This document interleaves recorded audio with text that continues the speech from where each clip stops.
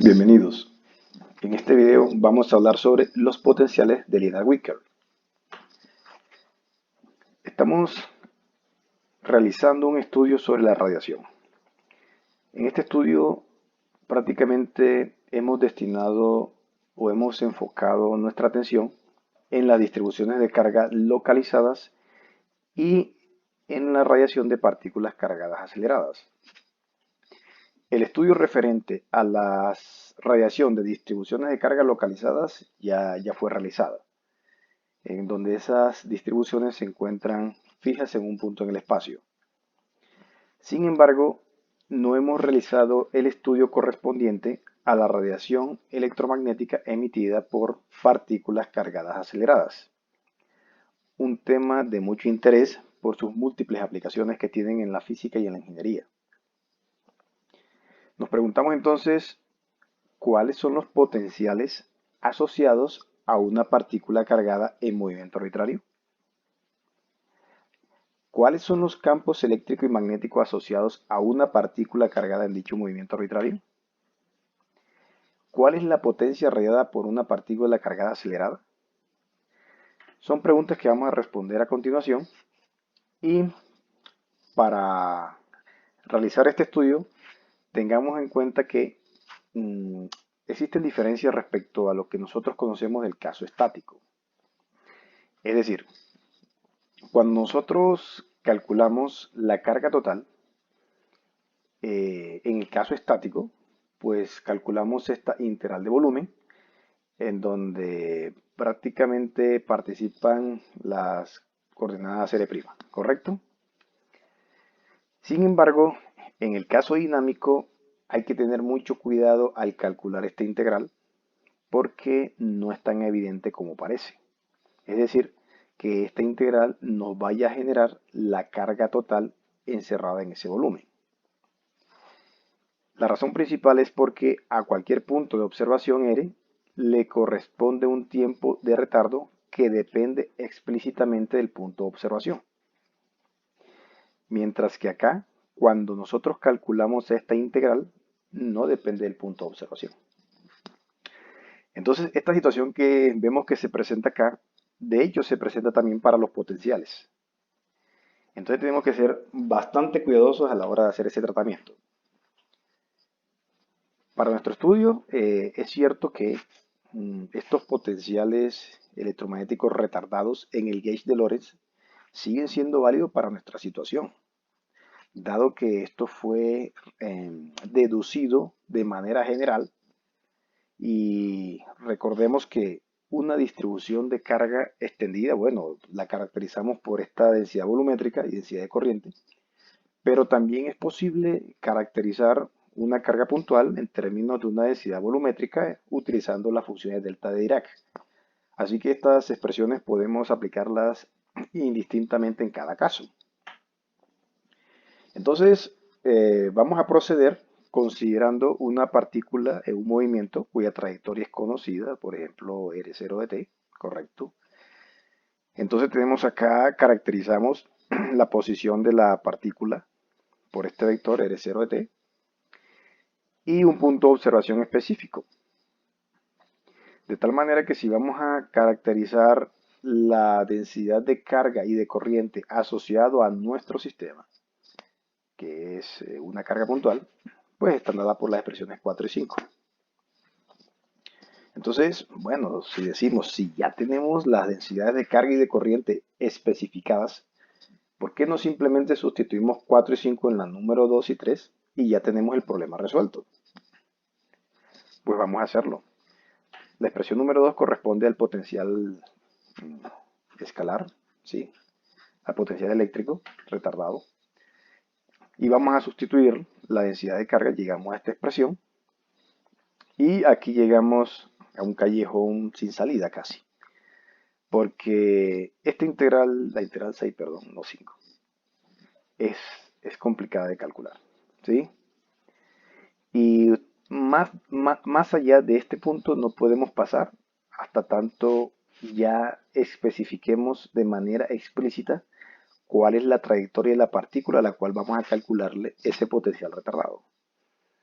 Entonces ya no tendríamos más hacia dónde avanzar. Entonces, para poder hacerlo, vamos a utilizar otro enfoque. Es decir, vamos a reescribir nuestro potencial retardado, tal cual como está aquí. Vamos a reescribirlo de la manera como se presenta en la expresión 7. Vemos que son completamente equivalentes porque estamos incorporando, integrando, una función delta de Dirac que básicamente lo que hace es forzar a evaluar la función en el instante t' igual a t menos módulo de r menos r' sobre c. En otras palabras, vamos a utilizar esta propiedad de la función delta de Dirac. Y de esta manera la integral sobre el tiempo, pues básicamente se reduce a evaluarlo en este punto y tenemos una expresión totalmente equivalente. Aquí nos preguntamos, bueno, pero si en lugar de simplificar, ¿por qué estamos introduciendo ahora esta notación o esta estructura matemática más bien, si realmente esta expresión es más simple que esta, claramente? Pues aquí se está incorporando una dificultad, ¿sí? O una complejidad, llamémosle momentánea, pero realmente es conveniente, ¿sí? Como lo vamos a comprobar enseguida. Para ello vamos a sustituir ahora, vamos a hacer el procedimiento, vamos a sustituir la densidad volumétrica de carga asociada a nuestra carga puntual, aquí, que es la expresión número 4, Q por delta de R' menos esta cantidad. La sustituimos acá y ahora lo que vamos a hacer es integrar sobre las coordenadas espaciales, es decir, sobre B'. De esa manera, debido a esta función delta de Dirac, tiene el efecto de evaluar el integrando, ¿sí? Utilizando esta propiedad una vez más, pero para las coordenadas espaciales, para la posición R' igual a R0 de T'. ¿Qué es lo que aparece acá? Entonces, en lugar de R', escribimos R0 de T', aquí también, y ya no tenemos la integral en el volumen. Ya aplicamos esta propiedad de la función delta Dirac, pero al espacio, como lo dije. Entonces, ahora solo tenemos una integral en el tiempo, que hemos permitido que, digamos, adopte cualquier valor, ¿sí? Cualquier valor. Y para resolverla vamos a realizar una sustitución de este argumento que aparece acá, de esta función delta de Dirac, y reescribimos en términos de las coordenadas cartesianas de manera explícita, tal cual como se muestra acá. Esto es una sustitución simple normal y que nos permite escribir entonces el diferencial del tiempo primado en términos del diferencial de nuestra nueva variable de esta forma. De modo que al sustituir allá podemos reescribir la expresión 9 de esta forma en función de la variable u. Aquí ya nuestro problema prácticamente quedó resuelto porque una vez más, aplicamos la propiedad de la función delta Dirac que equivale a evaluar el integrando 1 sobre r menos r0u, todo esto que está acá, en u igual a 0. Aquí está, tal cual como se muestra acá. Y ya no tenemos entonces integral sobre la variable u. Aquí está. Y ya que tenemos nuestro problema resuelto, vamos a retornar a la variable original. Recordemos que u es igual a todo esto. De modo que evaluar en u igual a 0 equivale a evaluar en t', despejando, igual a t menos esto que está acá. En otras palabras, este es el tiempo de retardo. ¿Sí? Aquí de pronto no lo mencioné explícitamente, pero lo dije en términos matemáticos, no tanto físicos. Aquí lo que estamos forzando precisamente es a evaluar esta expresión en el tiempo de retardo. ¿Sí? No recuerdo si lo mencioné, pero si lo repito no está mal. Bueno, muy bien, entonces ya podemos evaluar y aquí vamos a definir una posición relativa retardada, es decir, la posición del punto de observación o punto campo respecto de la posición del punto de emisión, es decir, la posición de la partícula evaluada en el tiempo retardado, ¿ok? Y vamos a definir una velocidad, esto es vector, ¿sí? Beta, como la razón entre la velocidad de la partícula normalizada a la velocidad de la luz. Entonces, al hacer esto, encontramos nuestro potencial. Aquí está. Aquí está el potencial que debe evaluarse en el tiempo retardado. Y análogamente, usted puede hacer exactamente lo mismo con el potencial vectorial y encuentra esta expresión que está acá.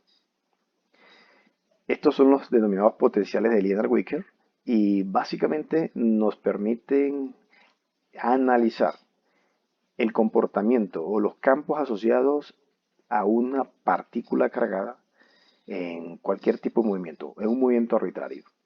Solo requerimos de conocer la trayectoria y todo está prácticamente determinado. Y es muy importante resaltar que esto podemos utilizarlo incluso para partículas superrelativistas, es decir, con velocidades muy cercanas a la velocidad de la luz.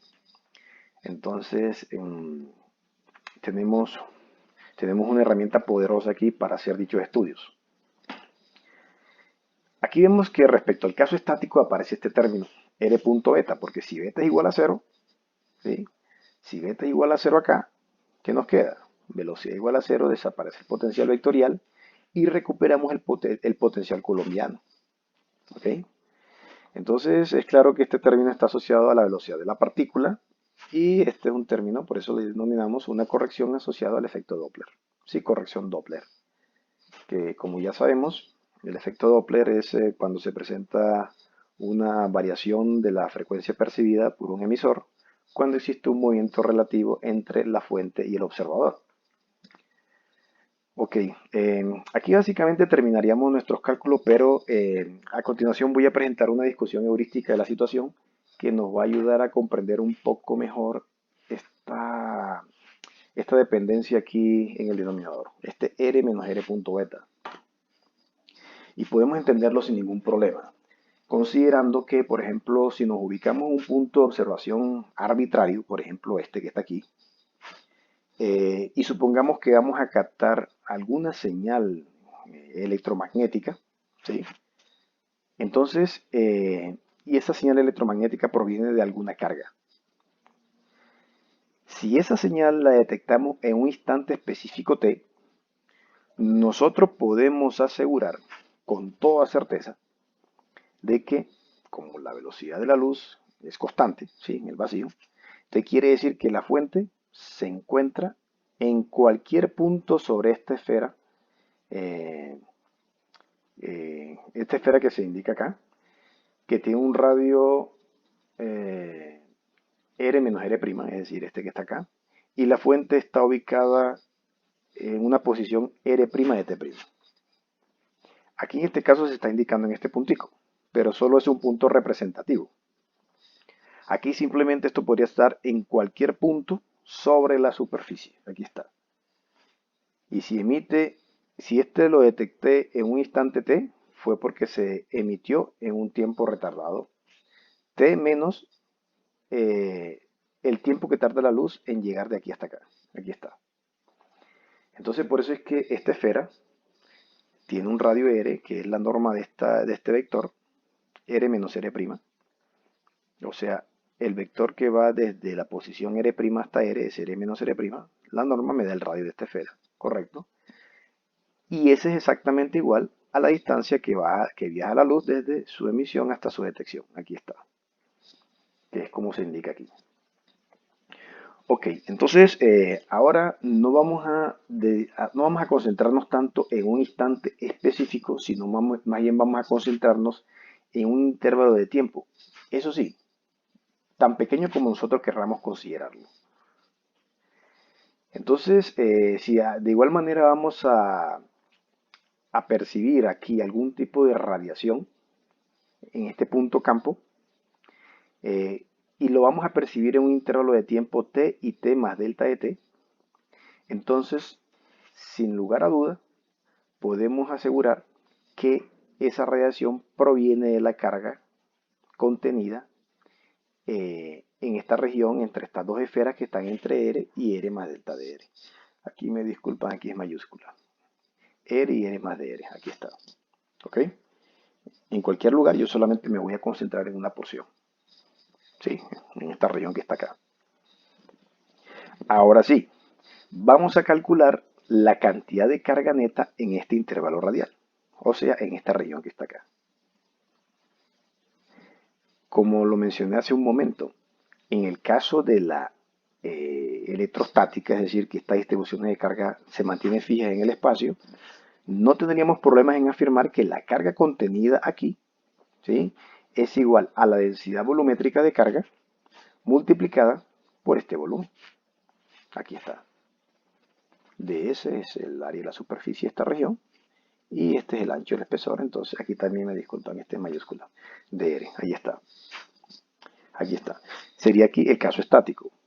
Pero tengamos en cuenta que estamos en un caso dinámico, de modo que si en el intervalo en el cual se produce esta emisión, que es dt, las partículas han salido de esta región o han entrado, entonces es claro que la cantidad de carga contenida aquí va a variar.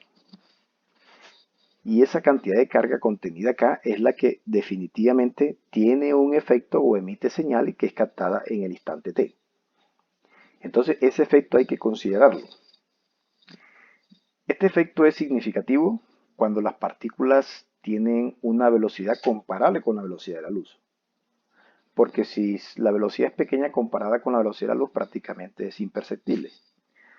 Entonces, vamos a considerarlo y aquí esta fuga de carga fuente, como se indica acá, o ingreso de carga fuente, se representa por esta operación que está aquí. ¿Sí? Esto me da la cantidad de carga que entra o que sale de esa región. Vamos a entenderlo, mire, no hay problema. Este R menos R' sobre su magnitud me da un vector unitario, ¿correcto? Ese vector unitario, ¿en qué dirección apunta? En la dirección de R menos R', o sea, apunta hacia el punto de observación. Aquí está. Aquí está. Por otra parte, este ρ por este B, que está aquí, ρ por B, me da la densidad de corriente. Mientras que este vector unitario que nos concentramos aquí por este ds me proporciona el vector de área. Entonces lo que tengo aquí básicamente es el producto punto de la densidad de corriente por un elemento de superficie. Aquí está, por un elemento de superficie. Y esto no es más que la corriente que está atravesando esta superficie. ¿Hacia dónde? Hacia afuera, porque la normal de referencia apunta en dirección de R menos R', o sea, hacia acá. Entonces, si estos dos son paralelos, este representa carga que está perdiendo el sistema, por eso entonces aquí ponemos este negativo. Y si son antiparalelos, es decir, habría carga entrando a esta región, por lo tanto este producto punto sería negativo y con este menos sería más, por lo tanto la carga aumentaría. En otras palabras, aquí estamos calculando la carga que entra o que sale de esta región, dependiendo de la velocidad que me proporciona la dirección del movimiento. Ya con eso, simplemente vamos a manipular la expresión, teniendo en cuenta que este tiempo que transcurre acá es igual a dr sobre c. O en otras palabras, el dt es el tiempo que demora la luz en recorrer esta pequeña distancia. Y además, el elemento de volumen lo podemos expresar como el producto de ds por dr. Entonces eso quiere decir que nosotros podemos reescribir estas expresiones en términos del elemento de volumen así. ¿Sí? Aquí este es del cubo r, aquí manipulamos igual, nos queda de esta forma y aquí solamente es reescribir. ¿Ok? Reescribir. Entonces fijemos lo siguiente.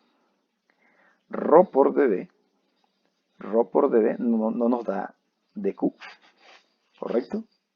No nos dio simplemente dq. Rho por dB nos da dq sobre un factor que está acá. Entonces, si reorganizamos esta expresión, llegamos a esta que se muestra aquí, la número 16. Y si la sustituimos en la expresión del potencial retardado, que es esta, es exactamente igual a todo lo que tenemos acá, el integrando. Mire. Ahí está. Rho por dB sobre R menos R'. Sustituimos y ya tenemos prácticamente nuestro problema resuelto. Aquí está en términos de una integral de volumen, de modo que esto es válido para distribuciones extendidas, pero que están en movimiento. Y de igual manera podemos hacerlo para la densidad volumétrica de carga. Perdón, la densidad de corriente. Pero si la distribución de carga es suficientemente pequeña y bien localizada, esta cantidad prácticamente no va a variar en ese volumen, ¿sí? Y me queda entonces la integral de dQ', que es Q. Aquí está. Entonces vemos que nos conduce nuevamente a los potenciales de Liénard-Wicker, es decir, es una derivación con un enfoque diferente. Y nosotros aquí lo interesante es que podemos comprender que este término que aparece acá es precisamente asociado al flujo de carga eléctrica debido a ese movimiento de las partículas que nosotros estamos detectando a partir de la radiación que ellas emiten. ¿Ok? Muy bien, entonces con esto finalizamos esta discusión.